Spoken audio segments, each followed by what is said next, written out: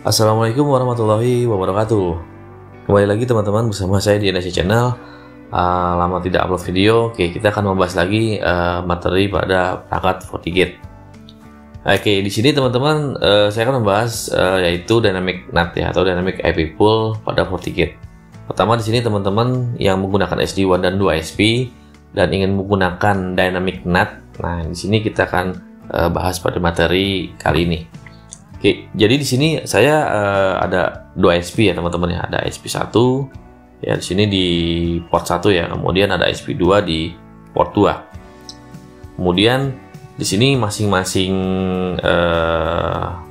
interface ya, nanti kita akan masukin di SD-WAN. Jadi nanti internetnya melalui SD-WAN, yaitu membernya itu si SP1 dan SP2. Kemudian di sini teman-teman ya, kalau teman-teman menggunakan SD-WAN dengan 2 SP biasanya kita menggunakan NAT-nya itu yang use outgoing interface address. Nah, di sini ketika teman-teman perlu ada kebutuhan menggunakan dynamic NAT atau dynamic IP pool untuk internetnya, misalkan si 2020 ini kita akan menggunakan 20.20.5 ataupun 30.30.5 tidak menggunakan yang ada di interface, nah itu bisa. Tapi kita harus menambahkan beberapa konfigurasi lagi, karena kalau tidak nanti ketika si SP1 ini mati, maka traffic akan diarahkan SD-WAN ke SP2. Namun si FortiGate ini hanya membaca yaitu IP pool yang pertama dibuat. Jadi nanti ketika swing ke SP2 ya, nanti IP pool yang dibaca adalah IP pool yang SP1 ketika kita menggunakan dynamic NAT. Ya, ketika kita menggunakan dynamic NAT itu harus ada yang kita konfigurasi lagi agar traffic yang melewati SP2 tetap menggunakan dynamic NAT yang ada di sini di port 2 nya.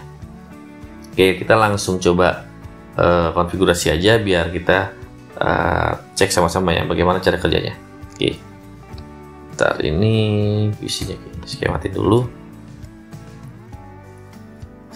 Oke, kita login dulu ke FortiGate ya teman-teman ya. Jadi di sini untuk FortiGate-nya udah saya konfigurasi pada tiap-tiap interface port 1, port 2 ya untuk SP1, SP2, lalu port 3 untuk ke arah LAN.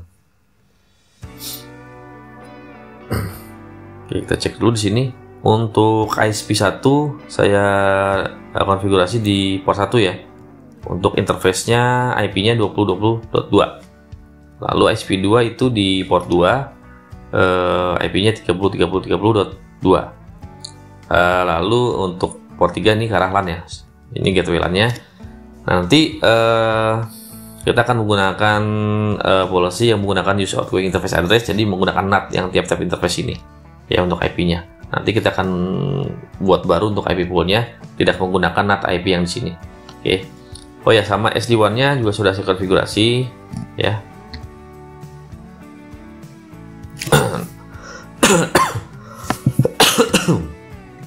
Nah, di sini SD-WAN-nya udah saya konfigurasi teman-teman ya, menggunakan SP1, SP2 ya, menggunakan latensi kriterianya di sini sedang berjalan di SP1. Oke. Ya, udah saya buat ya untuk SD-WAN-nya. Oke, langsung kita buat policy-nya aja teman-teman ya. Jadi di sini policy-nya masih kosong, belum saya konfigurasi. Untuk PC-nya juga di sini masih RTO ya untuk ke arah internet. Ya, masih belum bisa ke arah internet. Oke, karena kita belum ada policy. Nah, kita di sini akan buat policy ya untuk arah internetnya.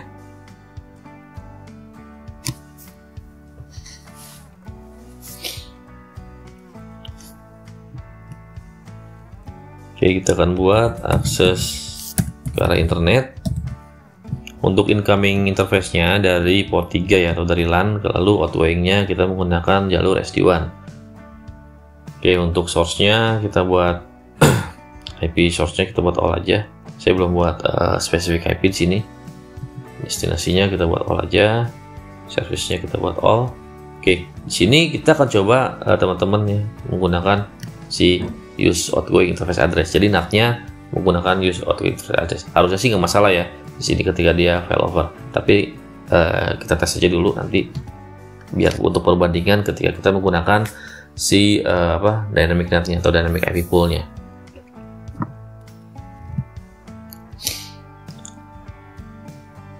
Oke, untuk internetnya polisinya udah jadi ya teman-teman, yang udah jadi harusnya dia udah bahas. Nah kayak itu bisa untuk internet ya, untuk dari si PC atau dari LAN-nya ya udah bisa internet. Nah oke teman-teman, yang di sini untuk interface-nya kita akan coba disable ya, untuk interface port satunya harusnya juga nggak ada masalah ya. Oke, kita tes aja dulu. Kita misalkan kita matikan interface port satunya, kita set disable di sini. Oke, udah disable ya teman-teman ya. Di sini internetnya tetap jalan ya, tetap jalan nggak masalah. Dia akan melewati si ISP2 untuk internetnya. Kita trace aja. Nah, dia melewati gateway si ISP2 ya, 30.30.1. Oke, kita hidupin lagi ya. Jadi kalau menggunakan use outgoing interface address nggak masalah sih teman-teman ya, seperti biasa aja. Jadi nggak ada problem. Nanti problemnya itu ketika teman-teman ingin menggunakan dynamic IP pool. Oke, kita akan buat IP poolnya dulu ya teman-teman ya. Kita buat IP poolnya dulu. Oke, yang pertama saya buat adalah SP1 ya. SP1 kita buat IP poolnya itu 20.20.20.5 misalkan. Kalau 20.20.2 itu kita sudah konfigurasi di interface ya, interface port satunya tadi. Oke, 20.20.5 untuk SP1, kemudian kita tambahkan lagi untuk si ISP2. ISP2 30.30.30.5 ya.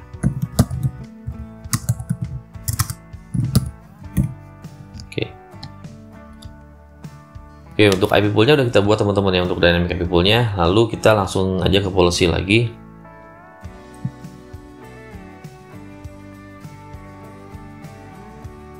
Kita ganti ya, jadi yang tadinya use outgoing interface address kita buat dynamic IP pool.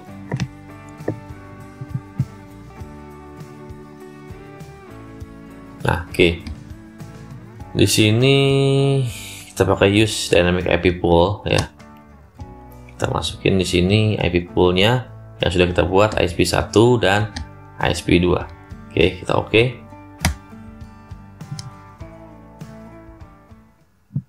Nah, jadi di sini untuk policy-nya ya, untuk yang melewati SD-WAN ya, kita menggunakan NAT, 2 NAT ya teman-teman ya, 2 IP pool maksud saya. 2 IP pool, yang satu ke ISP1 ya 20.20.5, kemudian si IP pool yang kedua itu 30.30.5. Nah, di sini nanti ketika dia mati, harusnya si IP poolnya ini pindah ke ISP2 yang menggunakan 30.30.30.5 ini. Cuman di sini dia nggak bisa pindah sebelum kita tambahkan konfigurasinya untuk sinatnya. Ya, jadi kita harus kita assign untuk tiap-tiap interface-nya dengan IP-nya. Oke. Oke, coba kita cek di PC-nya masih jalan ya, 888 ya, keping 888. Oke, kita coba disable teman-teman ya. Kita akan disable si port satunya. Oke, sini sudah saya disable. Nah, di sini dia timeout teman-teman ya, dia RTO, dia nggak swing ke ISP2 karena si 40 ini masih membaca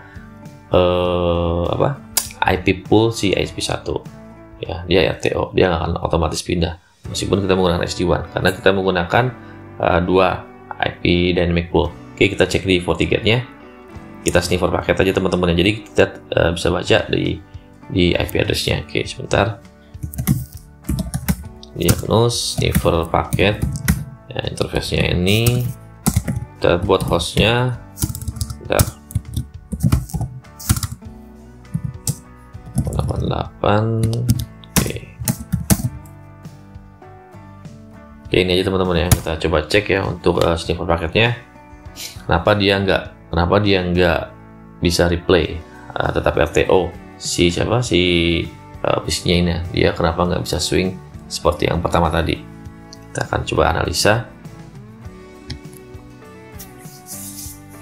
Ini agak lama memang teman-teman, yang kita coba tunggu aja dulu sebentar untuk sniffer paketnya biar dia sampai muncul.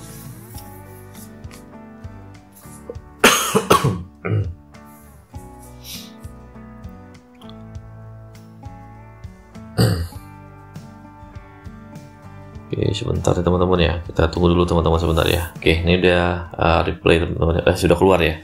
Nah, kita di sini coba akan baca kenapa dia hanya echo request, tidak ada echo replaynya ke arah internet.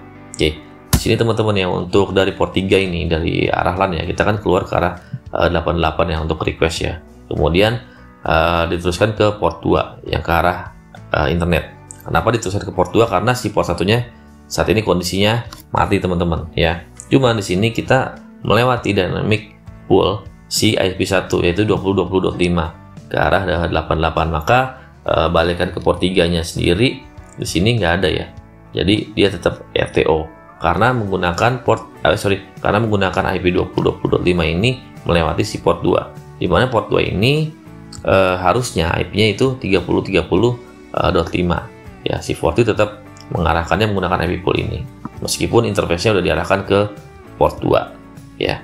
Jadi di sini kita coba konfigurasi config firewall IP pool. Nah, ini yang sudah kita config ya, ada ISP1 dan ISP2. Oke, kita edit ISP1 aja dulu. Edit ISP1 set. Nah, di sini kita bisa set associate. Kita tambahkan associate interface ya, associate interface. Nah, interface berapa untuk si SP1 nya itu port 1. Nah, seperti ini aja teman-teman ya. Jadi teman-teman harus tambahkan associate interface. Kemudian kita next, kita edit si ISP2, lalu kita buat set associate interface port 2.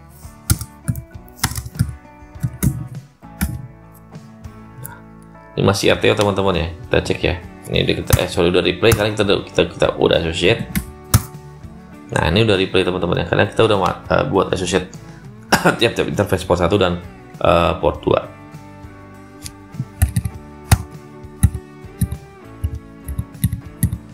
Oke, kita coba cek paket sniffernya lagi teman-teman ya. Harusnya dia sudah melewati dynamic NAT yang di port 2. Nah, ini teman-teman ya.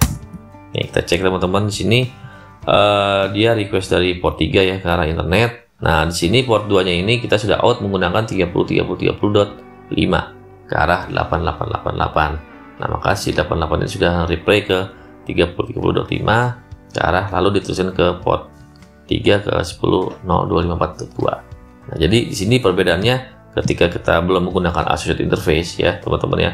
Di sini untuk port 2-nya untuk yang karena SP2 menggunakan 20.20.5. Kemudian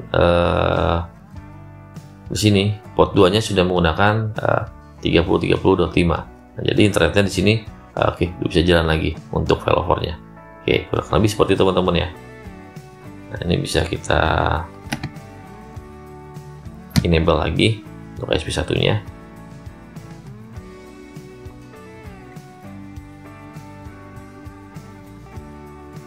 Oke, untuk SP1-nya udah kita enable lagi. Nah, jadi di sini dia udah bisa otomatis lagi failover tanpa harus putus seperti tadi ya, karena kita belum associate si interface-nya. Kita coba cek lagi di sini teman-teman. Nah, internet tetap jalan ya teman-teman ya. Nah, nanti di sini tergantung SD1-nya nih. Kalau SD1-nya masih di SP2, dia akan tetap lewat SP2. Kalau nanti SD1-nya udah pindah lagi ke SP1, dia harusnya menggunakan SP1 lagi untuk si dynamic NAT-nya.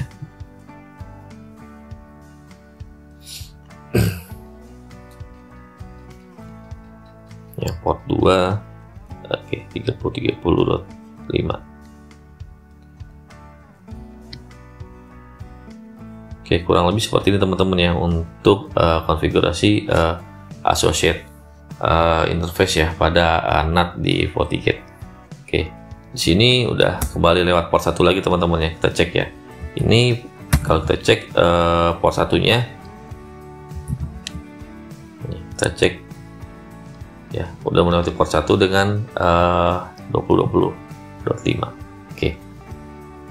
Oke teman-teman, terima kasih setelah menonton video ini sampai akhir. Semoga bermanfaat buat teman-teman yang sedang belajar FortiGate. Wassalamualaikum warahmatullahi wabarakatuh.